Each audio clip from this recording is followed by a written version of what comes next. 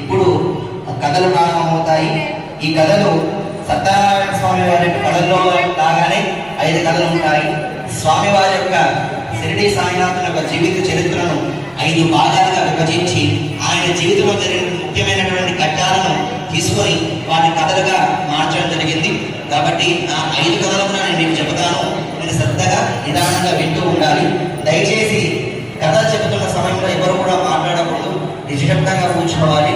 మీరు మాట్లాడినట్లయితే ఇంతసేపు మీరు కూర్చొని చేసినటువంటి పూజ వ్యర్థం అవుతుంది. కాబట్టి మీ మనసును ఏకాగ్రతను ఆ స్వామివారి మీదే పెట్టి స్వామివారి మీదే ఉంచి మనసులో ఆ సాయినాథుని స్మరిస్తూ ఈ కథలు వినండి. ఎందుకంటే ఈ 5 కథలు వింటే సాయి సచ్చరిత పారాయణ చేసినంత పుణ్యం దక్కుతుంది. సాయి సచ్చరిత పారాయణ చేయాలంటే చాలా శ్రమతో కూడుకున్న పని. అటువంటిది ఈ సాయి సత్యరథం చేయడం వల్ల ఆ స్వామివారి జీవిత విశేషాల్లో కొన్ని ముఖ్యమైన ఘట్టాలు మనం వినవచ్చు.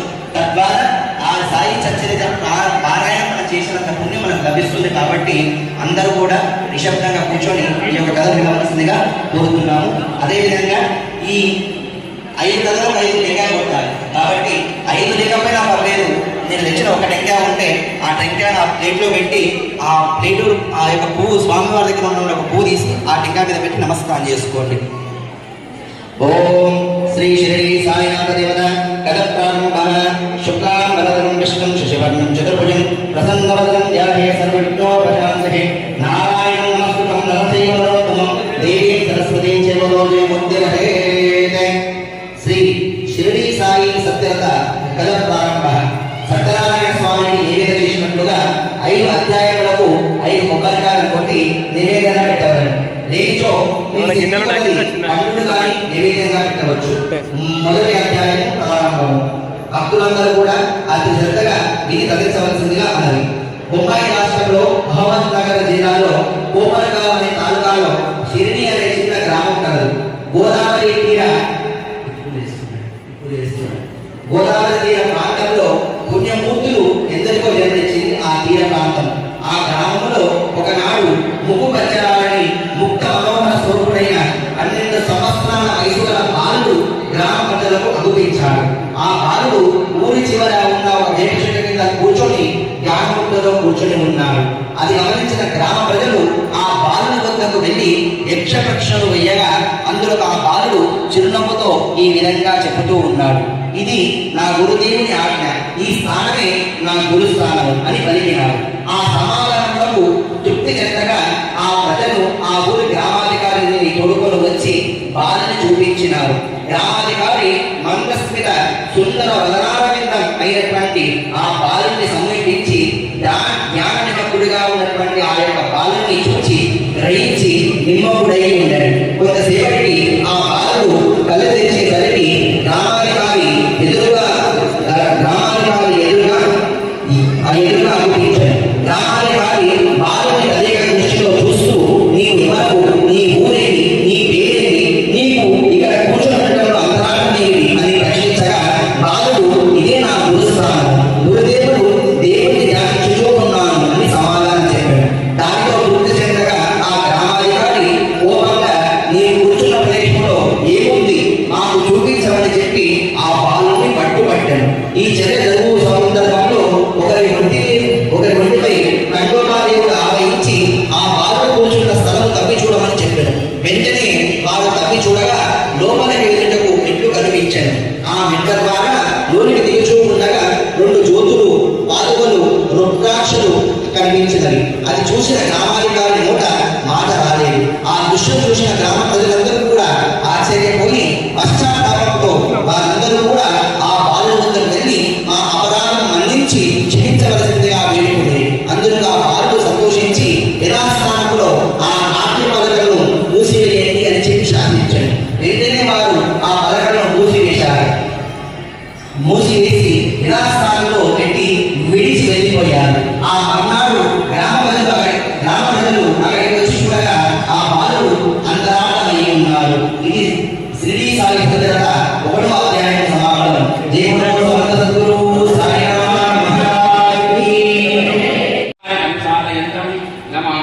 సద్గురు సాయినాథం.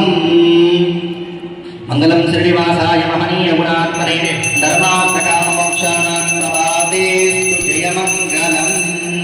జై బోలో సమర్థ సద్గురు సాయినాథ్ మహారాజ్ కి. సాయినాథ వరద గోవింద. ఇప్పుడు రెండో అధ్యాయం ప్రారంభమవుతుందమ్మా. దయచేసి నిశ్శబ్దంగా కూర్చొని ఈ రెండో అధ్యాయం కూడా ఇదే విధంగా వినండి.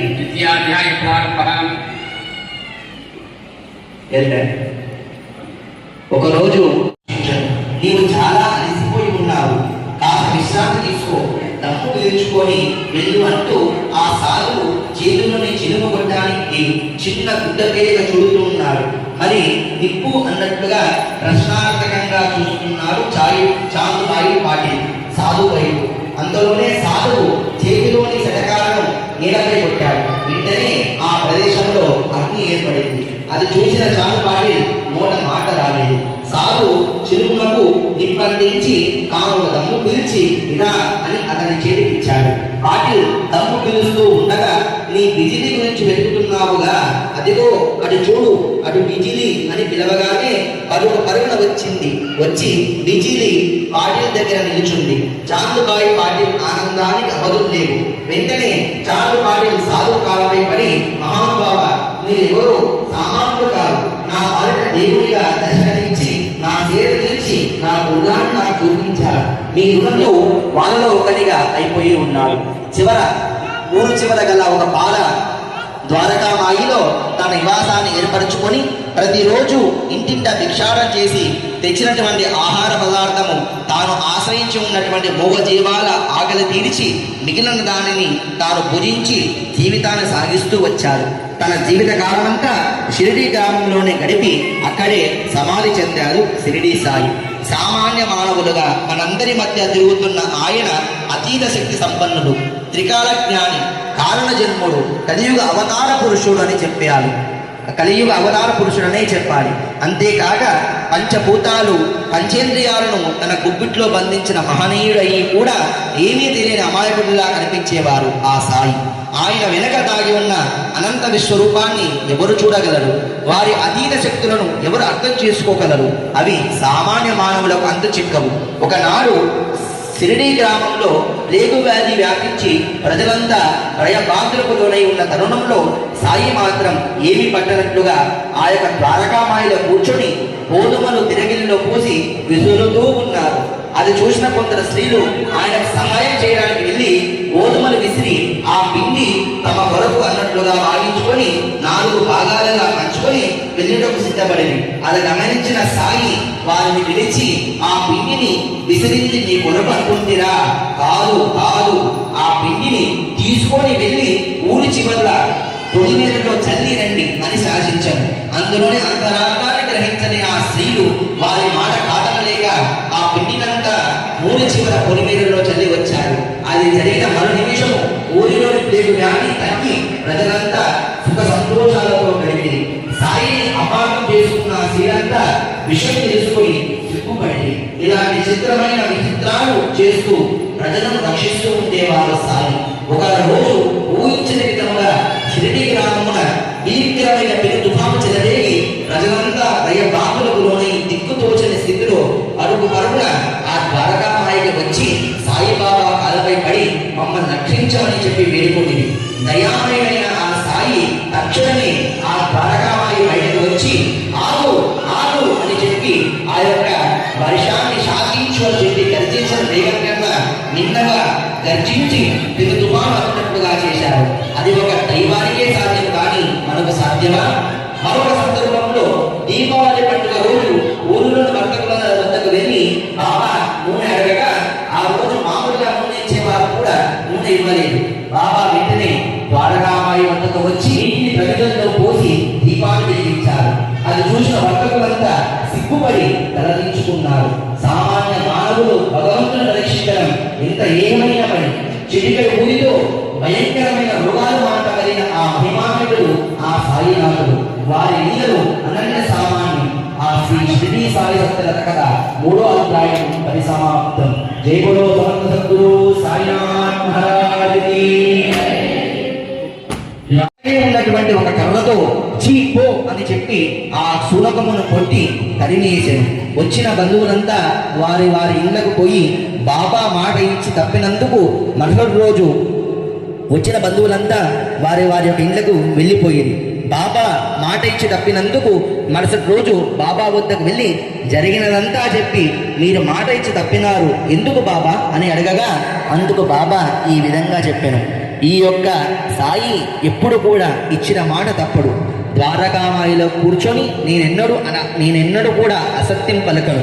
నేను నీ ఇంటికి వచ్చి తిని నీవు నన్ను గుర్తించక కర్రతో కొట్టి వెళ్ళగొట్టినావు, నీవే చూడు అంటూ ఆ సాయి చొక్కా పైకి తీసి చూపించగా కర్రతో కొట్టినటువంటి దెబ్బలు ఎర్రగా కమిలి కనబడుచూ ఉన్నది. అది చూసిన భక్తురాలు బాధాతప్త హృదయంతో సాయి పాదాలపై పడి విలపించుచు, బాబా నేనెంత మూర్ఖురాలను, అజ్ఞానముతో నిన్ను నేను కొట్టి తిని నా అపరాధాన్ని క్షమించమని చెప్పి వేడుకొనెను.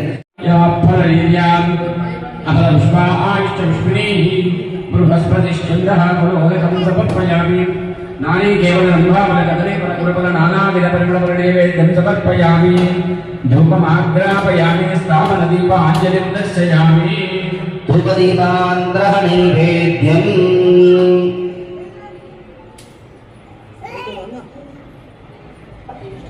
పురస్పదృశోద్భూతో గంధాజ్ఞో నమః ఆగ్నేయం సర్వదేవానాం ధూపోయం ప్రతిగుణ్యేన ధూపమాగ్రాపయామి.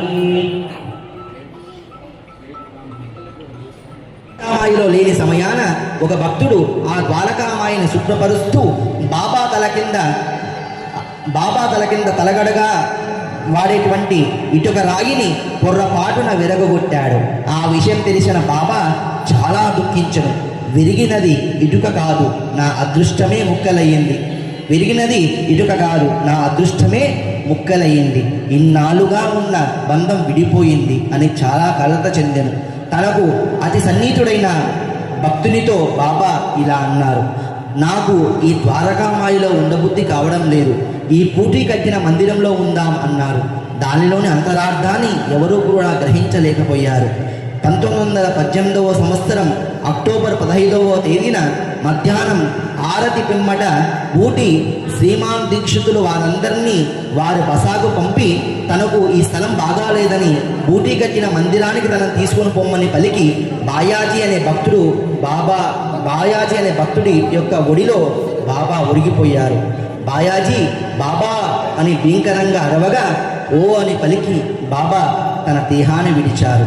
మంగళవారం విజయదశమి సరిగ్గా మధ్యాహ్నం 2:30 గంటలకు బాబా తన పంచభౌతిక దేహమును విడిచి అనంతకోటి భక్తుల హృదయాలలో సుప్రతిష్ఠులై ఉన్నారు. మురళీధరునికై నిర్మించిన ఆ మందిరమే బాబా సమాధి మందిరంగా మారింది. బాబా సమాధి మందిరంగా మారింది. సాయియే మురళీధరుడు, మురళీధరుడే సాయి అని నిరూపించారు బాబా చెప్పిన 11 సూత్రాలు నేటికి కొనసాగుచూ ఉన్నవి. ఇది ముమ్మాటికి నిజం. ఇది పంచమోధ్యాయం సమాప్తం. జై బోలో శ్రీ షిరిడి సాయినాథ్ మహారాజ్ కీ జై. యా ఫలనీయాం అఫలపుష్పాశ్చ పుష్పినీః బృహస్పతిశ్చందః ఫలోదకం సమర్పయామి. నారీకేళబలరంబాబలకదలీపులగుణబలాభిసహిత నానావిధాదిఫల నైవేద్యం సమర్పయామి. నైవేద్యాద్యనంతరేణ ధూపం దర్శయామి. అగరబత్తి. అదేవిధంగా అన్నమో రామచంద్ర అని చెప్పి ఆకలిలో ఎవరైతే మన ఇంటికి వస్తారో వారికి మనం చేసుకున్న దాంట్లోనే ఒక గుప్పెడు అన్నాన్ని వారికి వడ్డించినట్లయితే ఆ బాబా వారికి వడ్డించినట్టు లెక్క. అందుకనే మానవ సేవే మానవ సేవ. బాబా గారు ఇంతలో ఏంటంటే మనం మానవులు చేసేటువంటి సేవనే ఆ మానవుడు కూడా స్వీకరిస్తాడు అని చెప్పి. అందుకనే మనమందరం కూడా పొరిగింటి వారు ఎదురింటి వారు అంటే ఈర్షపడకుండా కోపతాపాలు లేకుండా అందరితో సంతోషంగా ఆనందంగా ఉంటూ జీవించినట్లయితే అదే మన భగవంతుడు అర్పించేటువంటి అసలైన నిర్మలమైనటువంటి సేవ అన్నమాట. అందుకని ఆ యొక్క మాటను సందర్భంగా తీసుకొని సాయి సేవా సమితి ఆధ్వర్యంలో 2012వ సంవత్సరంలో అన్నదానాన్ని ప్రారంభించారు. ఇప్పటికీ 14 సంవత్సరాలు నిర్విరామంగా ప్రతి గురువారం కూడా అన్నప్రసాదాన్ని పెడుతూ ఉన్నాము.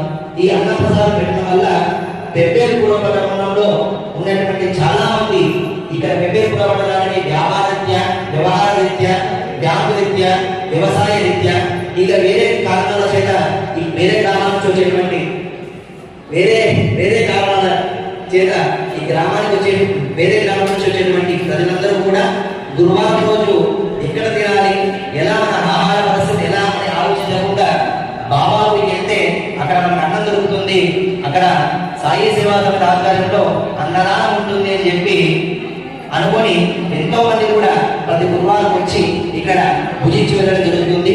ప్రతి గురువారం కూడా 300 నుంచి 500 మంది ప్రజలు ఇక్కడికి ఇచ్చేసి ఆ యొక్క బాబావారి ప్రసాదాన్ని సేవించి తీసుకొని వెళ్ళడం జరుగుతుంది. ఈ విధంగా గత 14 సంవత్సరాలుగా ప్రతి గురువారం నిర్విరామంగా ఈ సేవా కార్యక్రమాలు సాయి సేవా సమితి సభ్యులు చేస్తూ ఉన్నారు.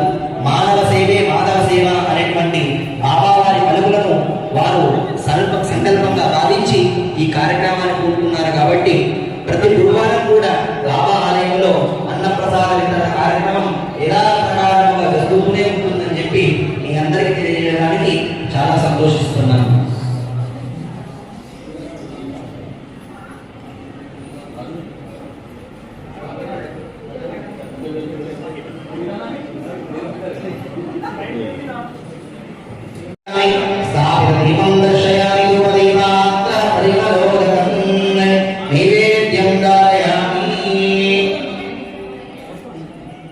ఇప్పుడు ఆ యొక్క పండు పెట్టారు కదా స్వామివారి ముందు, ఆ పండుపై మరోసారి నీళ్లు ప్రోక్షణ చేసి నైవేద్యం చేయించండి. ఓం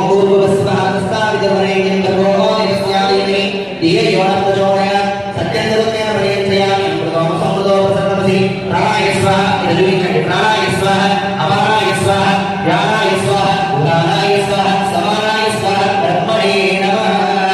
ఆ యొక్క గ్లాసు ఉన్నటువంటి ఈ నీళ్ళు తీసుకొని 3 సార్లు చూపించి పక్కన వేయండి. మధ్య మధ్య ఆయ సమర్పయామి, హస్తో ప్రక్షాళయామి, ముఖే ఆచమనీయం సమర్పయామి. ఇది కర్పూరాది నీరాజనం.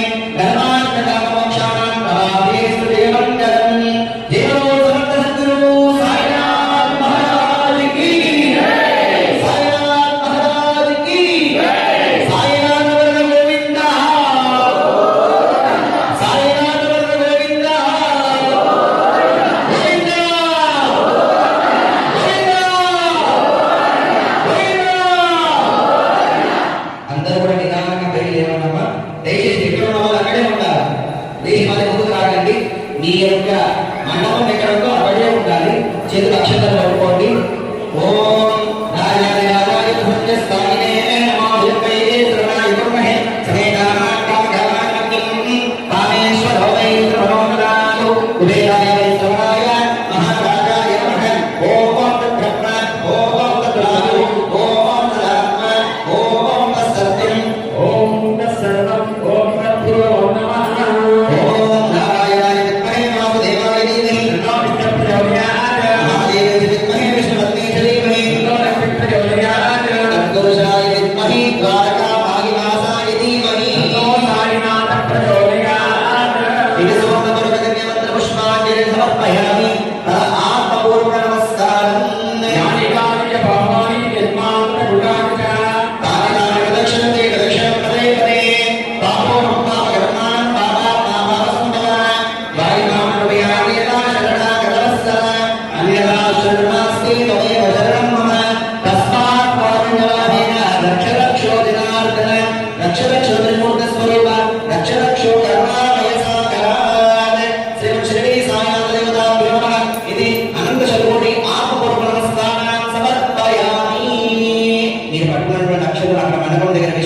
చేసుకోండి. మళ్ళీ చేతులు అక్షంలో పట్టుకోండి. హరి ఓం యశస్పతంజనామోక్తాతపాసత్య తప పూజాన్యాదిషు ఈనాం సంప్రదాయాది సంతే ఉద్దేశమోక్షదం అనాలి. మంత్రహీనం, క్రియాహీనం, భక్తి భక్తిహీనం జనార్దన యత్పూజితం మయాదేవ పరిపూర్ణం తదోస్తుమే. నేను చేసిన కార్యంలో, పూజలో కానీ, ఇటువంటి మంత్రంలో కానీ, తంతులో కానీ, భక్తిలో కానీ, క్రియలో కానీ, సామాగ్రిలో కానీ ఎందులో అయినా తప్పులు ఉంటే దయచేసి మమ్మల్ని క్షమించి మమ్మల్ని, మా కుటుంబాన్ని, మా గ్రామాన్ని, మా పట్టణాన్ని, మా దేశాన్ని ఇదే విధంగా చూస్తూ ప్రతి సంవత్సరం కూడా ఇదే విధంగా మేము సేవలో పాల్గొనే విధంగా మా అనుగ్రహాన్ని, ఆశీర్వాదాన్ని కలిగించి స్వామి చెప్పి నమస్కారం చేసుకుంటూ ఆ అక్షంతల స్వామి పటకాల వేసి నమస్కారం చేసుకోండి. దేవలో సమర్థ సద్గురు సాయినాథ్ మహారాజుకి. మళ్ళీ చేతుల అక్షంతలు పట్టుకోండి. రండి. అనయ పురుషూక్త విధానేన యాన ఆవాహనాది షోడశోపచార పూజనేన భగవత్ సర్వాత్మక శ్రీ శిరిడి సాయినాథ సుప్రియత సుప్రసన్న వరదో భవతు అని చేతిలో ఉన్నటువంటి అక్షంతల్లో నీళ్ళు వేసుకొని తిరిగి విడిచిపెట్టేసేయండి. ఎందుకంటే ప్లేట్ విడిచిపెట్టాడమ్మా, ప్లేట్ విడిచిపెట్టండి. ఇప్పుడు చేతుల అక్షంతలు పట్టుకోండి. మళ్ళీ పట్టుకొని ఆ స్వామివారి మనసులో కోరుకొని, మీ మనసులో ఏదైనా కోరుకుంటే కోరుకొని ఆ యొక్క మంటపాన్ని కదిలించాలి. సుధాశ్రావి నందీప్త మప్య ప్రియంతం తరుణకల్ప వృక్షాది కంసాయంతం నమామేశ్వరం సద్గురు సాయినాథం సదా సత్వరూపం ప్రసన్నాత్మభావం నమామేశ్వరం సద్గురు సాయినాథం అని చెప్పి మనసులో ఉన్నటువంటి కోరిక ఏదైతే కోరిక కోరుకొని, బాధ ఏదైనా ఉంటే బాధను కూడా మా స్వామివారితో చెప్పుకొని ఆ అక్షంతలు స్వామివారి దగ్గర వేసి ఆ మండపాన్ని కదిలించండి. ఓం